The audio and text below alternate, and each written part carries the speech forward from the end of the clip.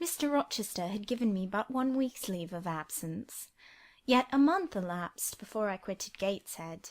I wished to leave immediately after the funeral, but Georgiana entreated me to stay till she could get off to London, whither she was now at last invited by her uncle, Mr Gibson, who had come down to direct his sister's interment and settle the family affairs. Georgiana said she dreaded being left alone with Eliza. From her she got neither sympathy in her dejection, support in her fears, nor aid in her preparations. So I bore with her feeble-minded wailings and selfish lamentations as well as I could, and did my best in sewing for her and packing her dresses. It is true that while I worked she would idle, and I thought to myself, if you and I were destined to live always together, cousin, we would commence matters on a different footing. I should not settle tamely down into being the forbearing party. I should assign you your share of labour, and compel you to accomplish it, or else it should be left undone. I should insist also on your keeping some of those drawling, half-insincere complaints hushed in your own breast. It is only because our connection happens to be very transitory, and comes at a peculiarly mournful season, that I contend thus to render it so patient and compliant on my part. At last I saw Georgiana off, but now it was Eliza's turn to request me to stay another week. Her plans required all her time and attention, she said. She was about to depart for some unknown bourne, and all day long she stayed in her own room, her door bolted within, filling trunks, emptying drawers, burning papers, and holding no communication with anyone. She wished me to look after the house, to see callers, and answer notes of condolence. One morning she told me I was at liberty. "And," she added, "I am obliged to you for your valuable services and discreet conduct. There is some difference between living with such an one as you and with Georgiana. You perform your own part in life and burden no one. Tomorrow," she continued, "I set out for the Continent. I shall take up my abode in a religious house near Lisle, a nunnery you would call it. There I shall be quiet and unmolested. I shall devote myself for a time to examination of the Roman Catholic dogmas, and to a careful study of the workings of their system. If I find it to be, as I half suspect it is, the one best calculated to ensure the doing of all things decently and in order, I shall embrace the tenets of Rome and probably take the veil." I neither expressed surprise at this resolution, nor attempted to dissuade her from it. The vocation will fit you to a hair, I thought. Much good may it do you. When we parted, she said, "Good-bye, cousin Jane Eyre. I wish you well. You have some sense." I then returned, "You are not without sense, cousin Eliza, but what you have, I suppose, in another year will be walled up alive in a French convent. However, it is not my business, and so it suits you. I don't much care." "You are in the right," said she, and with these words we each went our separate way.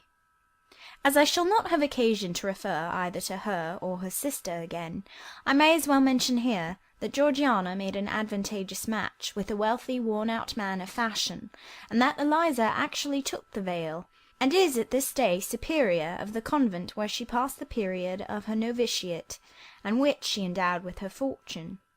How people feel when they are returning home from an absence, long or short, I did not know.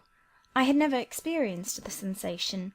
I had known what it was to come back to Gateshead when a child, after a long walk, to be scolded for looking cold or gloomy, and later what it was to come back from church to Lowood, to long for a plenteous meal and a good fire, and to be unable to get either. Neither of these returnings was very pleasant or desirable. No magnet drew me to a given point, increasing in its strength of attraction the nearer I came. The return to Thornfield was yet to be tried. My journey seemed tedious, very tedious. 50 miles one day, a night spent at an inn, 50 miles the next day. During the first 12 hours I thought of Mrs. Reed in her last moments.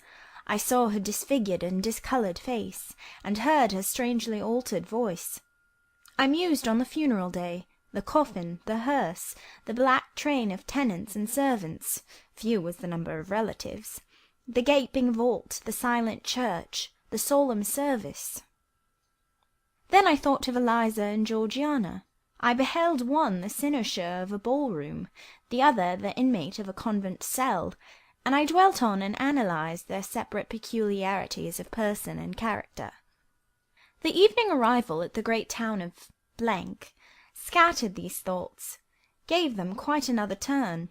Laid down on my traveller's bed, I left reminiscence for anticipation. I was going back to Thornfield, but how long was I to stay there? Not long, of that I was sure. I had heard from Mrs. Fairfax in the interim of my absence. The party at the Hall was dispersed. Mr. Rochester had left for London 3 weeks ago, but he was then expected to return in a fortnight.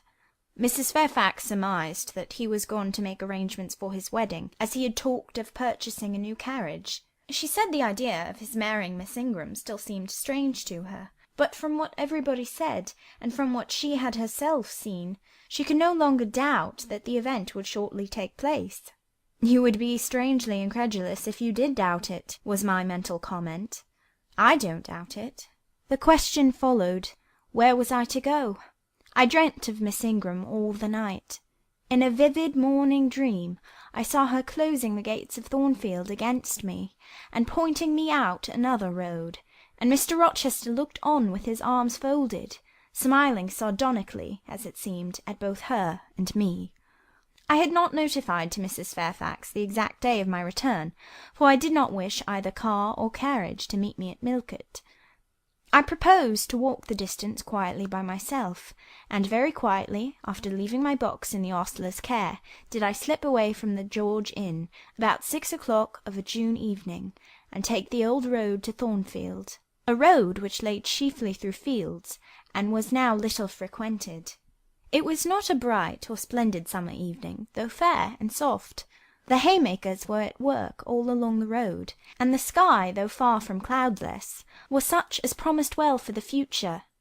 Its blue, where blue was visible, was mild and settled, and its cloud strata high and thin. The west, too, was warm. No watery gleam chilled it. It seemed as if there was a fire lit, an altar burning behind its screen of marbled vapour, and out of apertures shone a golden redness. I felt glad as the road shortened before me, so glad that I stopped once to ask myself what that joy meant, and to remind reason that it was not to my home I was going, or to a permanent resting-place, or to a place where fond friends looked out for me, and waited my arrival. "Mrs. Fairfax will smile you a calm welcome, to be sure," said I, "and little Adèle will clap her hands and jump to see you. But you know very well you are thinking of another than they, and that he is not thinking of you. But what is so headstrong as youth? What so blind as inexperience?" These affirmed that it was pleasure enough to have the privilege of again looking on Mr. Rochester, whether he looked on me or not. And they added, "Hasten, hasten. Be with him while you may, but a few more days or weeks at most, and you are parted from him for ever." And then I strangled a new-born agony, a deformed thing which I could not persuade myself to own and rear, and ran on. They are making hay, too, in Thornfield meadows, or rather the labourers are just quitting their work and returning home with their rakes on their shoulders, now at the hour I arrive. I have but a field or two to traverse, and then I shall cross the road and reach the gates. How full the hedges are of roses! But I have no time to gather any. I want to be at the house. I passed a tall briar, shooting leafy and flowery branches across the path. I see the narrow stile with stone steps, and I see Mr. Rochester sitting there, a book and a pencil in his hand. He is writing. Well, he is not a ghost, yet every nerve I have is unstrung. For a moment I am beyond my own mastery. What does it mean? I did not think I should tremble in this way when I saw him, or lose my voice or the power of motion in his presence. I will go back as soon as I can stir. I need not make an absolute fool of myself. I know another way to the house. It does not signify if I knew 20 ways, for he has seen me. "Hello!" he cries, and he puts up his book and his pencil. "There you are. Come on, if you please. I suppose I do come on, though in what fashion I know not, being scarcely cognizant of my movements, and solicitous only to appear calm, and, above all, to control the working muscles of my face, which I feel rebel insolently against my will, and struggle to express what I had resolved to conceal. But I have a veil, it is down. I may make shift yet to behave with decent composure. And this is Jane Eyre? Are you coming from Millcote, and on foot? Yes, just one of your tricks. Not to send for a carriage, and come clattering over street and road like a common mortal, but to steal into the vicinage of your own home, along with twilight, just as if you were a dream or a shade. What the deuce have you done with yourself this last month? I have been with my aunt, sir, who is dead. A true Janian reply. Good angels be my guard.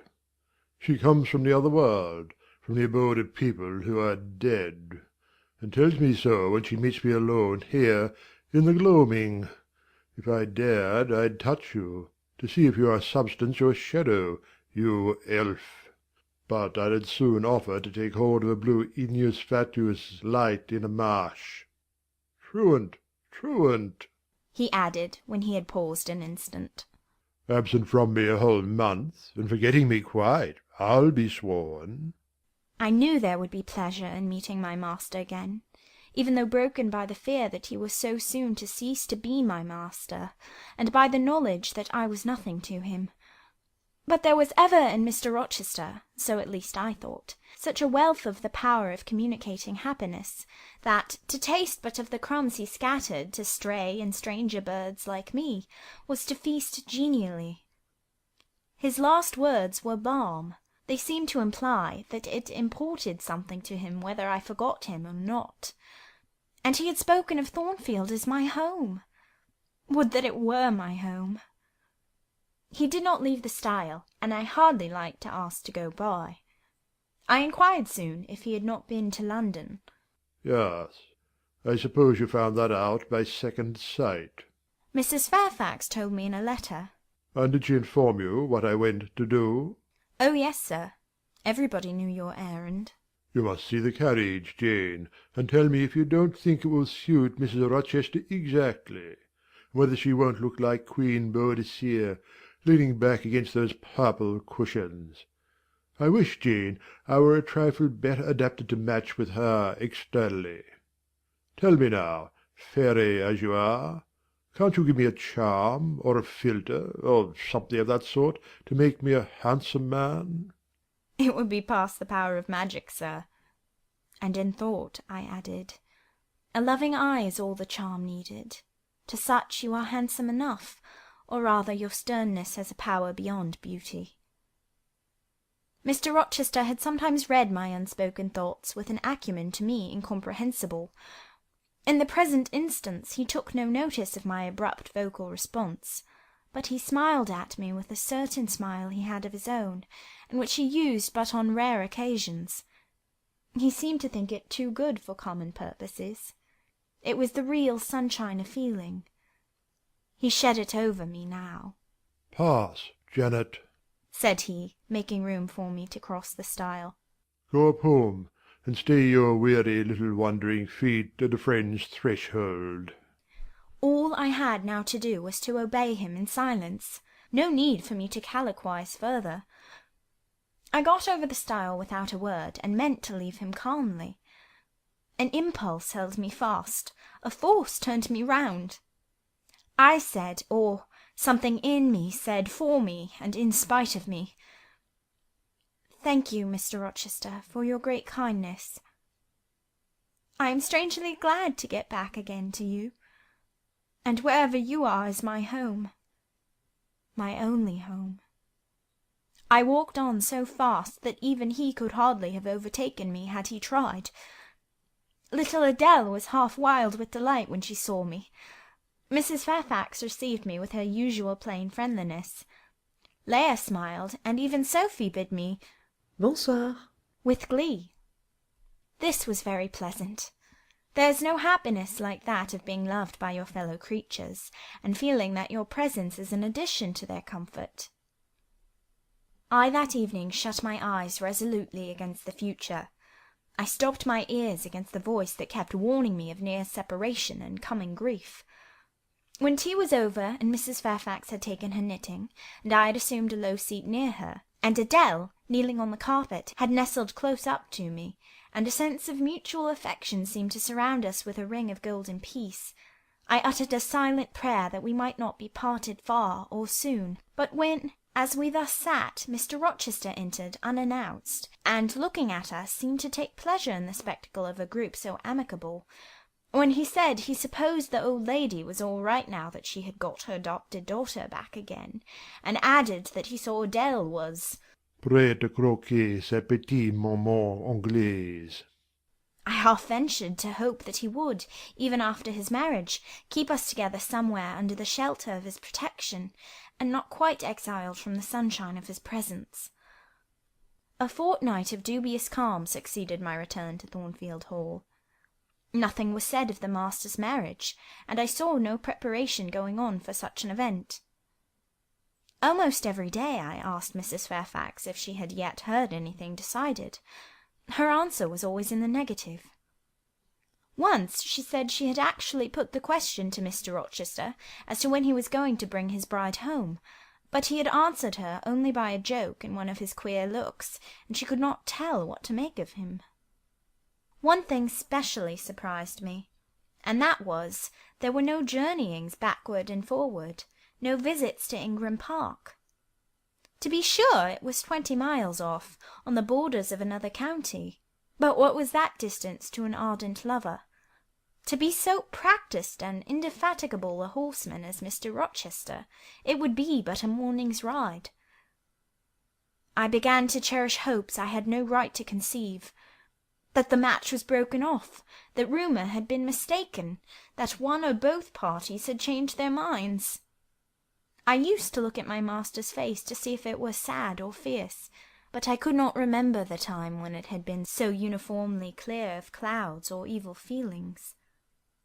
If, in the moments I and my pupil spent with him, I lacked spirits and sank into inevitable dejection, he became even gay. Never had he called me more frequently to his presence, never been kinder to me when there, and alas, never had I loved him so well. End of chapter 22.